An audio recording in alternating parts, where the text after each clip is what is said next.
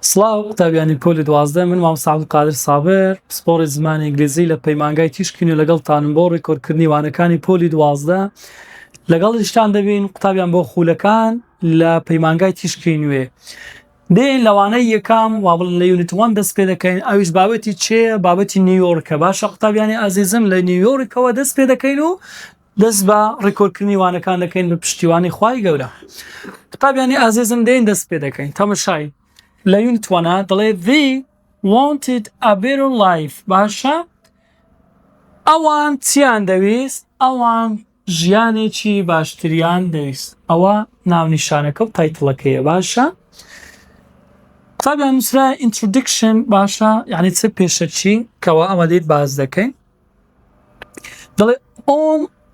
a sunny day New York's skyscrapers shine brightly as you travel into New York from New York from GFK فڕۆکەخانەی ئاگاداری باشە airport دەڵێ when you finally reach the East River and see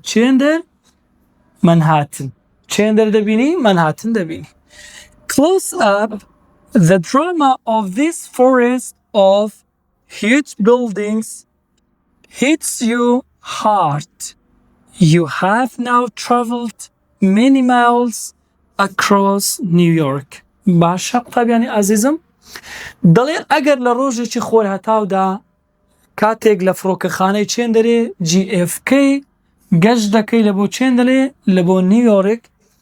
بینایە بەرزەکانی چێندەر دەبینی بینایە بەرزەکانی ئەو شارە چ دەبینن دەدرەوشێنەوە ئاها قوتابیان شاین هەروەها چێ برایتلی ئاگاد لێبی باشە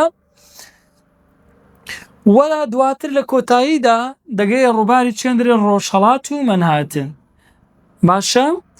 هەروەها لە چێ لە دارستانی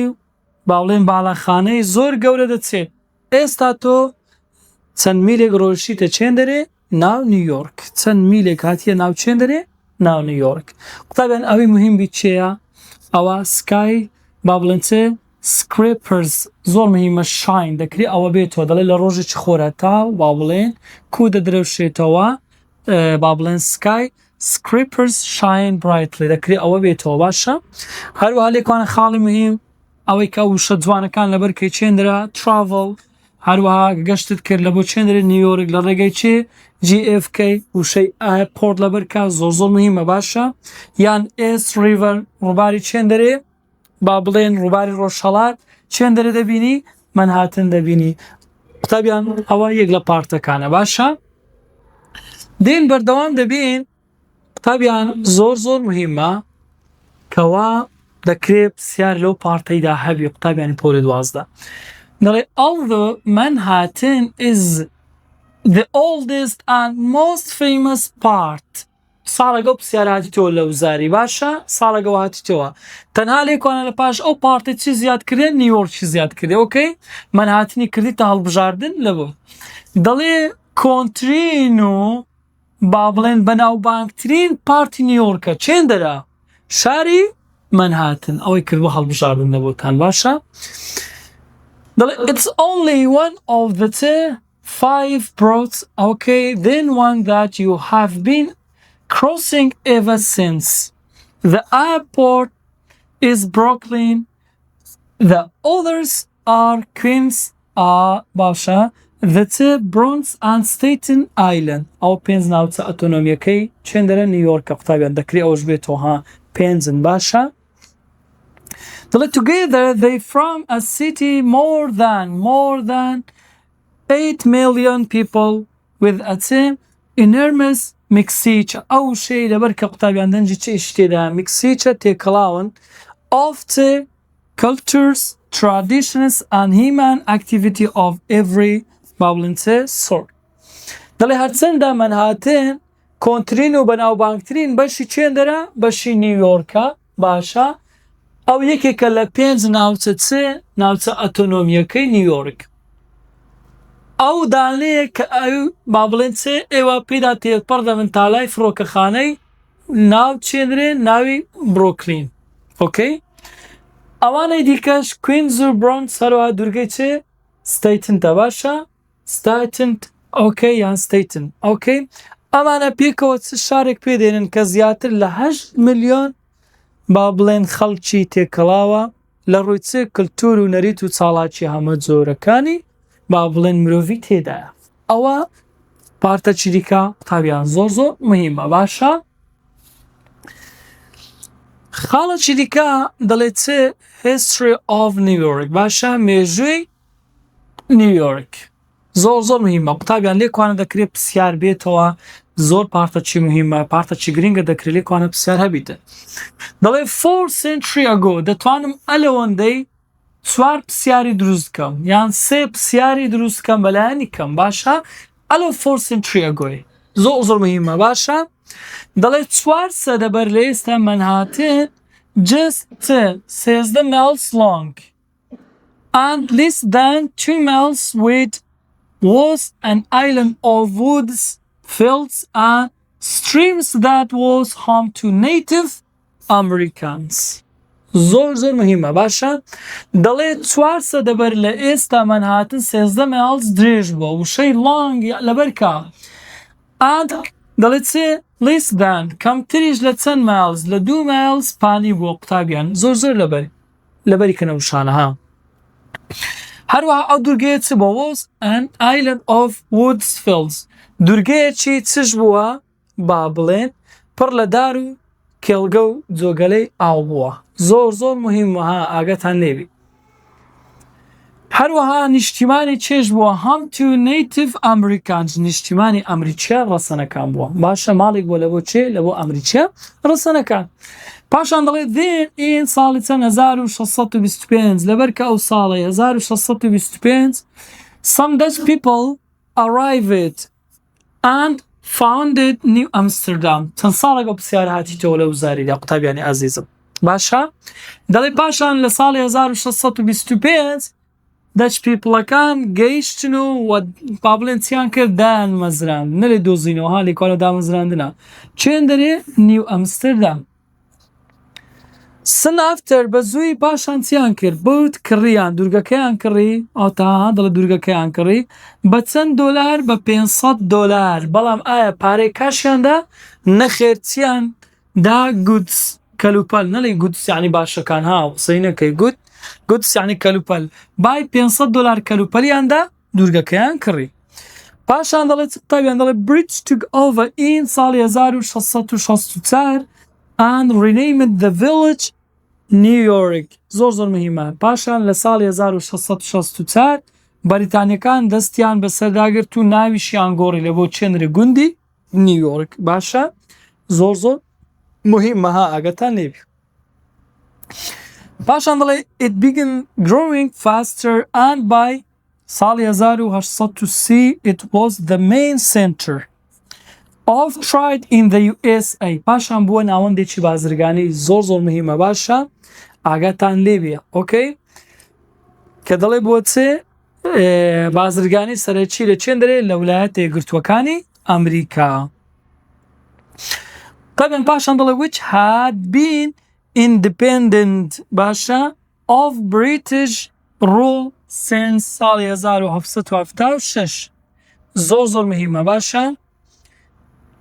پاشان دەڵێت چێ ئەمریکا سربەخۆیی لە یاسای بەریتانیا وەگر لە ساڵی 1776 وشەی چ لەبەرکە وشەی ئیندپێندنت لەبەرکە کەوا باسی سربەخۆیی دەکا بەڵام لەبیر نەکەی ها ئەگەر هات و قوتابیانی ئازیزم وشەی ڕوڵی لەگەڵدانە بوو ئەوە کەواتە ئەو مابنە پرسیارە غەڵەتە ئۆکەی چەند ساڵێکی گرنگمان لێرە خیند هیوادارم لەبەرتان کردبیوان لەبەری بکەن باشە قوتابیانی ئازیزم ئەو جارێ دەڵێ چی دەڵێ before پێش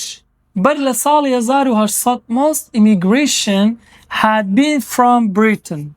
زۆربەی ینی پێش لە ساڵی 1800 زۆربەی کۆچبەرەکان کە داهاتن خەڵکی چێن دەرێ بوون بەریتانیا بوون ها خەڵکی چێن دەرێ بوون خەڵکی بەریتانیا بوون باشە but then millions started coming first from across Europa باشە یان ئەوروپا and then from all over the world پاشان لە هەموو جیهانەوە دەستیان پێ کرد باشە دەڵێ بەڵام ملیۆنەها دواتر بە ملیۆنەها کەس دەستیان بە چ کرد کۆچکردن کرد یەکەم جار لە ئەوڕۆپا پاشانیش لە هەموو جیهانەوە دەستیان بە چ کرد بە کۆچکردن. ئەوەندە زۆر مهمە قوتابیان، ئەوەندە زۆر مهمە و تایتڵە. All wanted a better life than before. هەموو کۆچبەرەکان لە بۆ چ کۆچیان دەکرد؟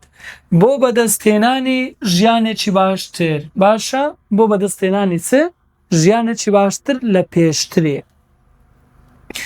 Many entered America through New York and many of these states even today. پاشانەکە دەڵێت چ؟ دەڵێت زۆربەشیان لە ڕێگەی نیویۆرکەوە دەچونە ناو ئەمریکاوە و بڕێکی زۆریان هەر لەوێ ماینەوە. باشە؟ و تەنانەت ئێستاش نیوەی دانیشتوانی نیویۆرک بریتیە لە چێ؟ لە با بڵێن کۆچبەر و منداڵی کۆچبەرەکان. تەماشا قوتابیان ئەوتە لێرە باز دەکەم. دەڵێ half the population با بڵێن چ population are either immigrants or children of immigrants. ئەو پرسیارە ساڵەکات بەوە. دەڵێ هەتا ئێستا نیوەی ژمارە دانیشتوانی نیویۆرک پێک دێت لە چێ؟ لە کۆچبەر و هەروەها منداڵی کۆچبەرەکان. They still help to give the place its great energy. هەروەها چێ هەتا ئێستاش ئەوان هێز و وزەیەکی گەورە بۆ شوێنە دەبەخشن چونکە زۆربەیان پێک دێن لە کۆچبەر و منداڵی کۆچبەرەکان. تابیان زۆر مهمە. نیویۆرکی ئێستا New York today. نیویۆرکی ئێستا. دەڵێ New York has experienced bad times as well as good. دەڵێ نیویۆرک بە ڕۆژگاری باش ڕۆیە و بە ڕۆژگاری خراپیشدا تێپەڕێ. باشە؟ Crime levels ئەوەندەی لەبەرکە ئاستی تاوان بەرز بووە لە ساڵی 1970کان were extremely high. باشە؟ ئاستی تاوان لە ساڵانی 1970کان لە ڕادەبەدەر بەرز بووە. However, هەرچۆنێک بێت the city has recovered since then and it remains a great national and international center of banking, law, tourism, publishing, fashion, art, theater, and IT. نیویۆرک بووە چ بە سەنتەرێکی نەتەوەی و نێودەوڵەتی چ ئاڵوگۆڕی درا و یاسا و گەشت و گوزار و مۆدە و هونەر و بڵاوکردنەوەی شانۆ و تەکنۆلۆژیا دادەنرا. It continues to attract بۆ جێی سەرسوڕمان یان جێی توێڕوانین the best and brightest from across America and around the world. باشە؟ هەروەها ئەو شارە بەردەوام بوو لە سەرنج ڕاکێشانی سەرنجی باشترینەکانیوە چێ ئەمریکا و هەموو جیهانیانی پێشکەوت. قوتابیانی ئازیز. باشە؟ کەواتە خاڵی گرنگمان لێرانە هەیە. تەماشای Seeing the city بینینی شارەکە. دەڵێ no visitor sees everything but you can see a lot from the top of the Empire State Building. قوتابیان لێکۆنا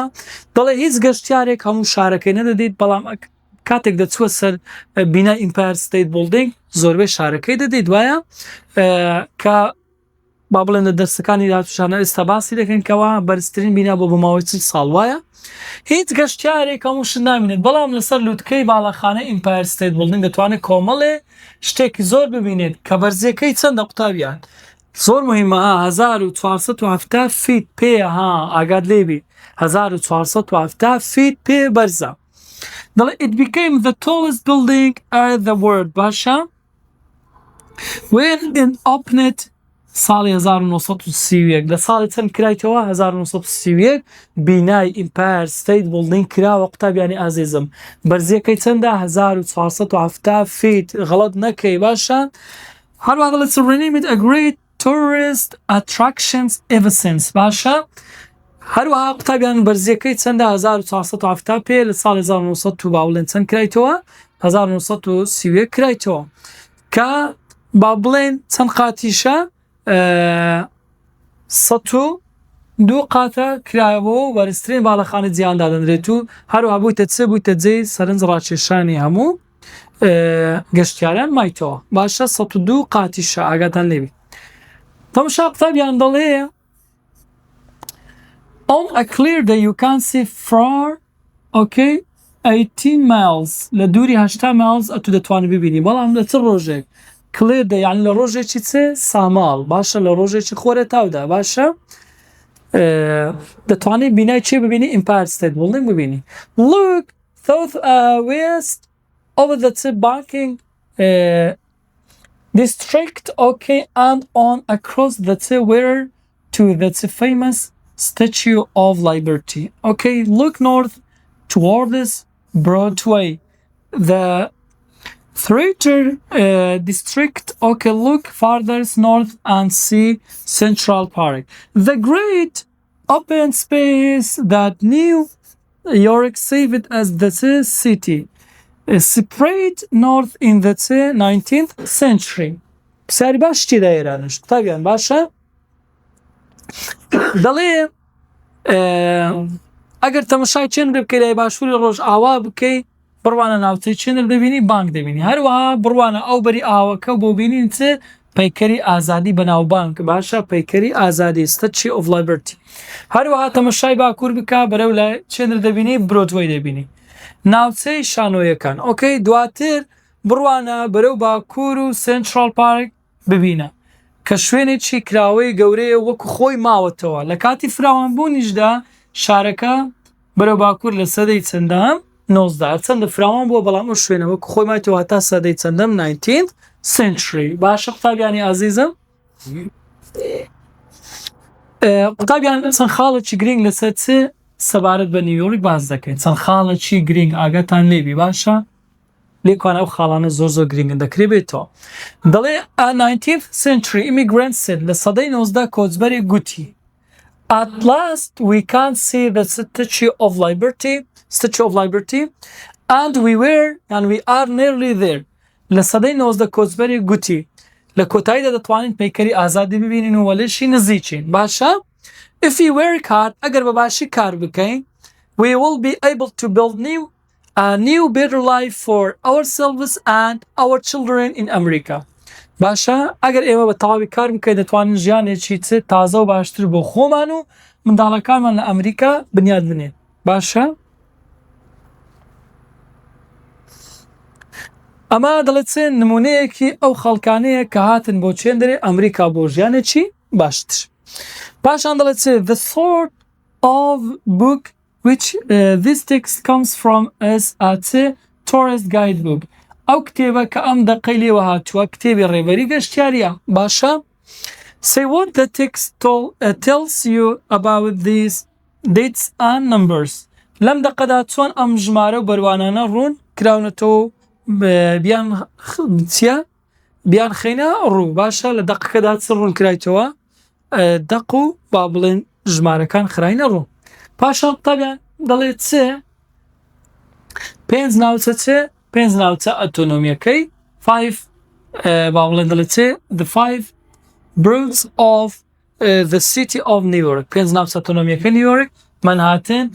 Bronx Queens Staten Island فێری هەروەها با بڵێن مەنهاتنی شێکێک لەوانە پێنج خاڵمان هەیە ئەوش کورت کراوە کە قوتابیان لەسەر چێ لەسەر نیویۆرک باشە more than 8 million زیاتر لە چێ لە 8 میلیۆن خەڵک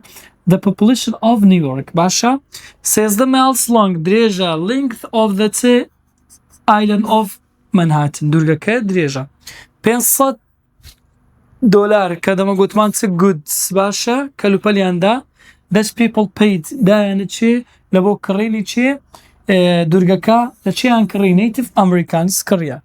لە ساڵی 1664 the date when British took over the New Amsterdam دەستیان بەشر چێندرەداگرت بەسەر ئەمستەردەمداگرت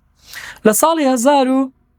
1776 ئەمریکا بووە چێ سەربەخۆیی وەگەر لە چێ لە یاسای بریتانیا نیوە today have با بڵێن چێ populations are either immigrants or children of immigrants نیوەی ژمارە دانیشتوانی نیویۆرک پێک دێت لە چێ لە کۆچبەر و منداڵی کۆچبەرەکان باشە پاشان لە ساڵی 1970کان چ بەرز بوو کریم لیڤڵ بە کرێمی دەستی بەبیرتان بێتەوە باشە کریم لیڤڵز ئاستی تاوان بەرز بووە لە چێ لە نیویۆرک باشە پاشانەکاوە قوتابیان چمان هەیە 1470 فیل گوتمان بەرزە چێ ئیمپایر ستیت بڵدینگ باشە لە ساڵی 1930 چ بووە ئەو تاریخەیە کەوا چ بووە ئۆپنینگ کرایتەوە چێ ئیمپایر ستیت بڵدینگ بووە 8 مایلسەکەمان چێ قوتابیان با بڵێن لە دووری چێن 8 مایلز ئەتو دەتوانین چێ ببینی ستیتن ئەبا بڵێن چ ئیمپایر ستیت بڵدینگ ببینی کە ڕۆژە چی چ بیتن ڕۆژەکی سافبی ئان ڕۆژەکی خۆرە تاوبی ئەوەش قوتابیان وەکو قاموسێک لەوە توی بەڕێز دامنایە کاتووە وشانە لەبەرکەی زیاتر ئاشنابی بۆ نمونە گوتمان چ برۆت یانی ناوچەی سەربەخۆ ئیندیپێندنت سەربەخۆ کلێر دەی ڕۆژێکی ڕۆن ڤیستەر سەردانی کرد گودس کەلوپەل ئیمیگرێشن کۆچبەر کریم لیڤڵ ئاستی تاوان سنچری سەدا فاوندد با بڵێن چ دەیان مەزران ئەوە قوتابیان ئەو وشانە لەبەرکە دەبێتە قاموسێک لەبە توی بەڕێز ئەوەش پرسیارەکان لەسەر چی قوتابیان لەسەر نیویۆرک کۆمەڵێک پرسیارمان هەیە باسی چ دەکاتن باسی نیویۆرک دەکەم پرسیارە چەعەل دەکەم ئەوانی دیکە لەبە توی بەڕێز بەزی دێ لەم هاتابێ حەلیکەی باشە تەماشا قوتابیان لەوێ دەتوان پرسیار سەبارەت بە چ بە نیویۆرک چەند ساڵ ئەو پرسیارە نەهاتیتەوە لێکوان لە پێشتا دەڵێ ئین ساڵی 1664 the dash renamed the village پاشان دەڵێ dash British Amsterdam British New York European Trade Center یان Dutch New York باشە قوتابیانی ئازیزم ئەگەر لەبیرت بی لە ساڵی 1664 بەریتانیەکان دەستیان بە سەداگرت باشە و لێکوانە ئاشکرا لێکوانە بەریتانیامان هەیە و لێرەش بەریتانیامان هەیە دی هەو نییە سی شەو نییە بەڵام ئایا ناویان لێ ناچێک گوندی ئەمستەردام نەخێر بەریتانیەکان دەستیان بە سەداگرت و ناویان لێنا گوندی چێ گوندی نیویۆرک ئەو پرسیارەش عەل دەکەم پرسیاری دووەم قوتابیان ساڵی 2011 ئەو 12 کەوا هاتیتەوە با بڵێن They have the populations of New York either نیوەی ژمارە دانیشتوانی نیویۆرک پێک دێت لە چێ immigrants children of immigrants یان none of them یانەکە both of them زۆر مهمە ئەو پرسیارەی بزانێ immigrants هەر تەواوە children of immigrants هەر تەواوە منداڵ و هەروەها منداڵی با بڵێن کۆچبەر و منداڵی کۆچبەرەکان کەواتە چی وەڵامی ڕاستە دی دەبێتە وەڵامێکی ڕاست قوتابیانی ئازیزم بابەتی نیویۆرکم لە بۆ خلاصکردن هیواخوازم سەرکەوتوو بێن تا وانەیەکی دیکە و وانەی داهاتوو پێتان دەگەمەوە کاتە چی خۆش سەرکەوتوو بن قوتابیانی پۆلی 12